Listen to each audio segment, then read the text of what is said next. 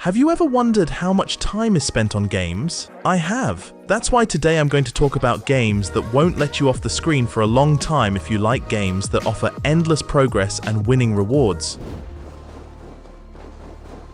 I recently played Assassin's Creed Valhalla, and I have a lot to share. You play as Eivor, a Viking who is trying to conquer England. The game throws you into a world full of battles, raids, and exploration. The gameplay? It's ambiguous. Combat in the game is very dynamic. You can wield axes, hit enemies with shields, and use a raven for exploration. Stealth elements are present, but let's be honest, you're a Viking, so it's a pleasure to have a blast. Raids are an important part of the game. You gather a team, board your ship, and attack monasteries and villages. It's chaotic and fun, plus you get resources to build your settlement back home. Speaking of which, building your settlement is very satisfying. You improve buildings, unlock new abilities, and really feel like you're developing your own Viking community. The world is huge, and there's always something to do. Whether it's hunting legendary animals, solving ancient puzzles, or just exploring the beautiful landscapes of England. However, sometimes it feels like there's too much to do. You can easily get lost in side activities and forget about the main story. The story itself is fascinating,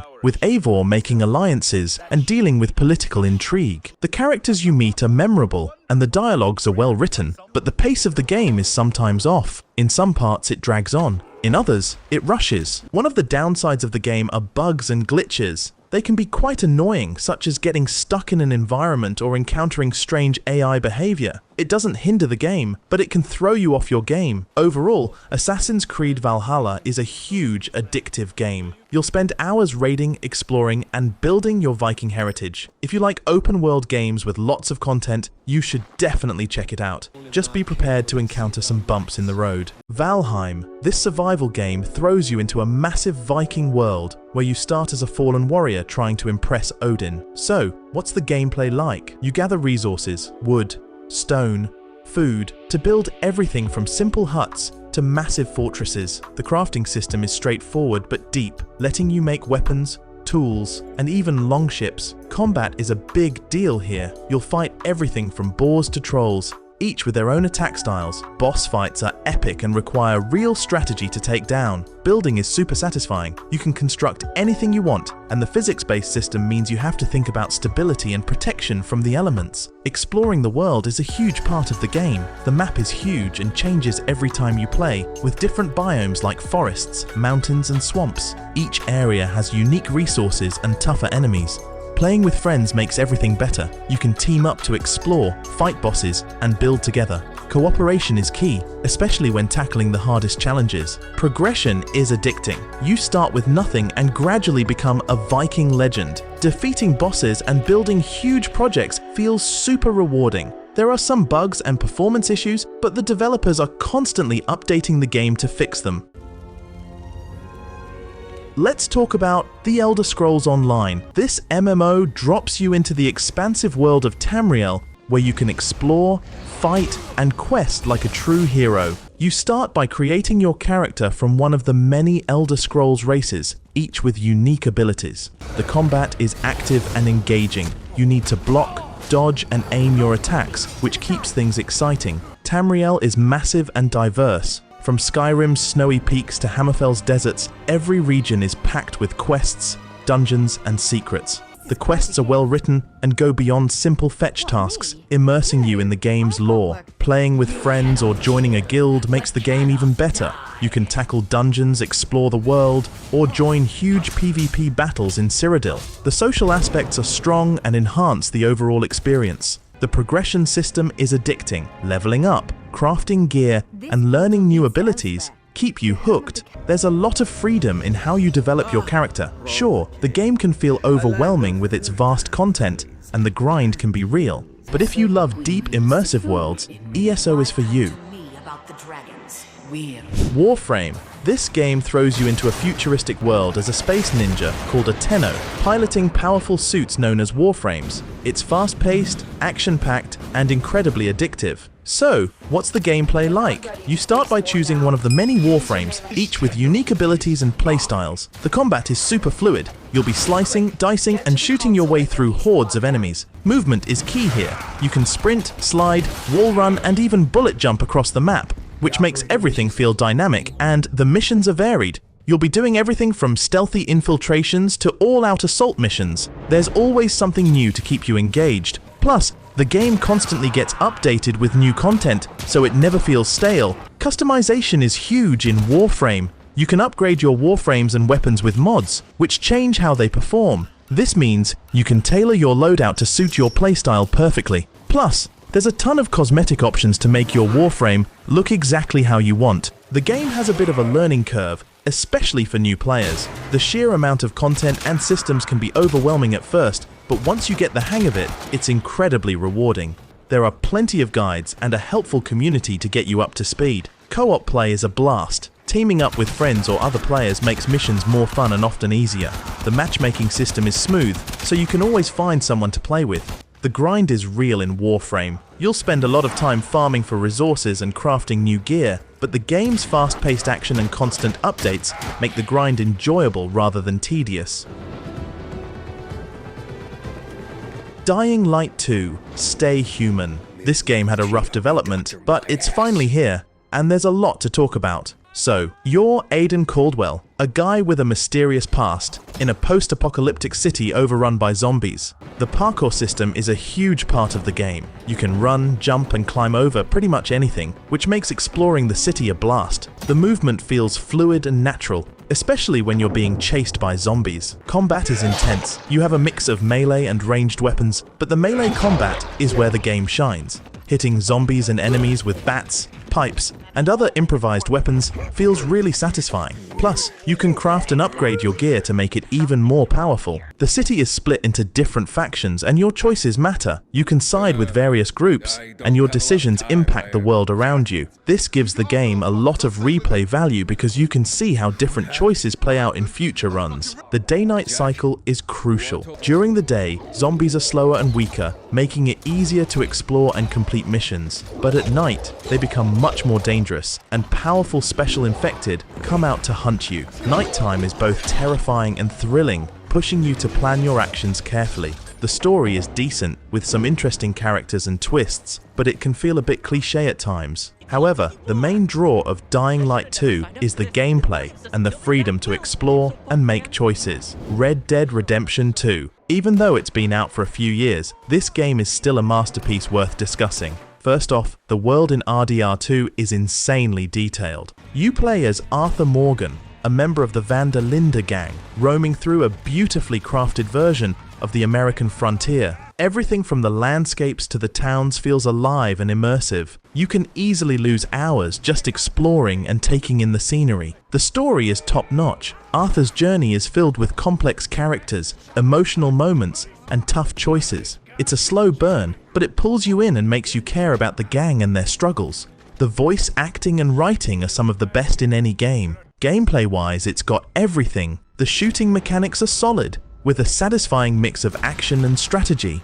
You'll be involved in gunfights, heists, and all sorts of outlaw activities, but it's not all about violence. You can also go hunting, fishing, and even play poker. The game gives you so much freedom to do what you want. One of the standout features is the attention to detail. Your actions have consequences. If you commit crimes, bounty hunters will come after you. Your horse needs care and attention, and Arthur himself has to eat and sleep to stay healthy. These details make the world feel even more real. There are some slower moments, and the controls can feel a bit clunky, especially when trying to do precise movements. But these are minor issues compared to everything else the game offers. The online mode, Red Dead Online, adds even more content. You can team up with friends to complete missions, explore the world, and engage in PvP battles. It's a great addition if you're looking for more after finishing the main story.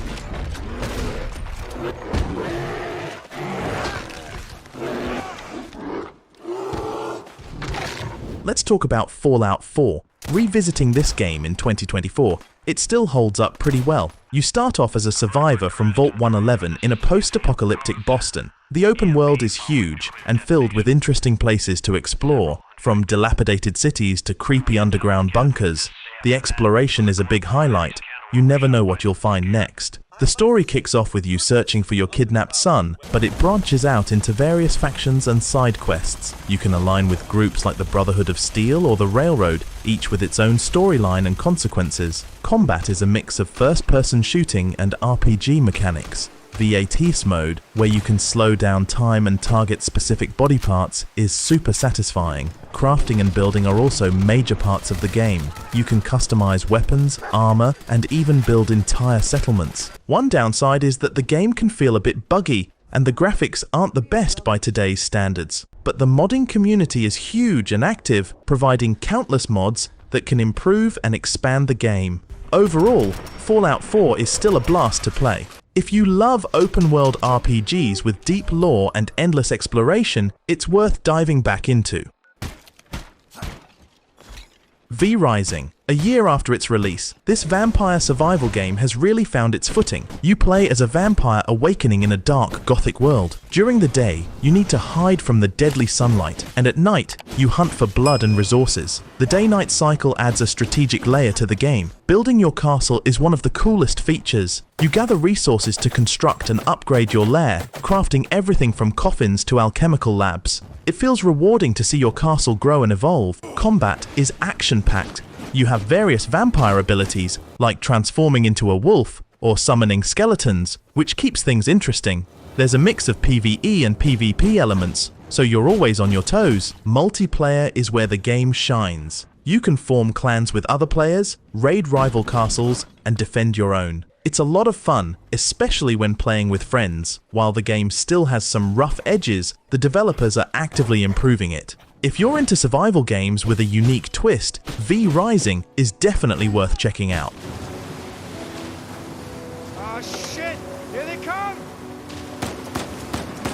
Uncharted 4: A Thief's End. This game wraps up Nathan Drake's story in spectacular fashion. The game starts with Nathan being pulled out of retirement by his long-lost brother Sam. The story is gripping, filled with twists, emotional moments, and plenty of humor. The chemistry between characters is fantastic. Gameplay is a mix of climbing, puzzle solving, and intense gunfights. The environments are stunning. From lush jungles to ancient ruins, each level is beautifully detailed. The action sequences are cinematic and keep you on the edge of your seat. Stealth is a bigger focus in this game, allowing for different approaches to combat. The grappling hook adds a new dimension to traversal, making climbing and swinging around feel fluid and fun. Overall, Uncharted 4 is a must-play for any action-adventure fan. It's a perfect blend of storytelling and gameplay that delivers a memorable experience.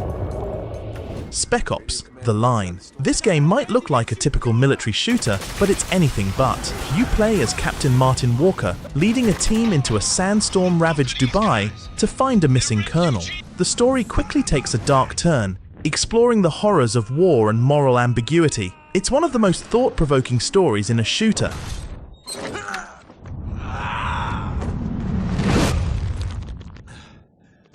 Gameplay-wise, it's a third-person cover shooter with solid mechanics. The sand plays a big role. Using it to your advantage can turn the tide in battles. But the real star here is the narrative, which makes you question your actions and the nature of heroism.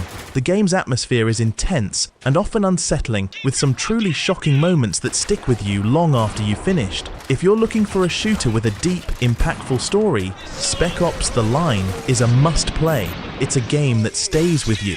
Remember Me. This cyberpunk action-adventure game from 2013 has some really cool ideas. You play as Nealon, a memory hunter in a futuristic Paris where memories can be digitized and manipulated. The setting is stunning, with a rich, detailed world that feels alive. The combat system is unique. You create your own combos using the Combo Lab, which lets you customize your fighting style. It's a refreshing change from typical beat-em-up mechanics. Memory remixing is another standout feature. You can dive into people's memories and alter them, changing their perception of reality. These sections are like puzzles and are some of the most intriguing parts of the game. The story is engaging, touching on themes of identity and control. However, some parts of the gameplay can feel repetitive, and the platforming sections aren't as polished. Overall, Remember Me is a game worth checking out for its unique mechanics and captivating world. It's a hidden gem in the cyberpunk genre.